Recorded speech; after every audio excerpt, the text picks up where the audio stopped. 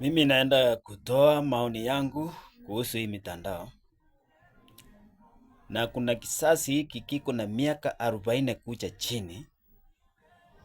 Hii kisasi hakina ile kitu tunaita break. Akiamua kukutusi, hata unaweza kusima hata mtandao. Tafadhali nawaomba vijana wa leo, mitandao imekuja, wengine mnaongea vitu watu wafurahi ndio ulipwe. Lakini ikiwa utatoa unga hapo bila kutoa jasho yako unalipia watoto school fees, Mungu akusaidie. Na tafadhali tuheshimu viongozi wetu wale wako kazi mbalimbali. Ikiwa mtu ana maadili, wacha kumtusi, hiyo hako hapo kwa muda.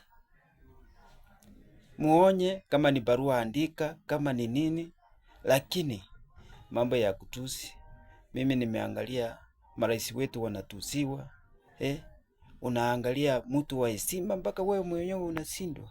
Kwa hivyo upande wangu, maoni yangu, tafadhali vijana tujiheshimu. Ikiwa hii taaluma ya uhandisi, ikiwa hizi contents tunaweka tunalipwa, mimi afadhali hata msinilipe, lakini haja yangu ni heshima. Asanteni sana.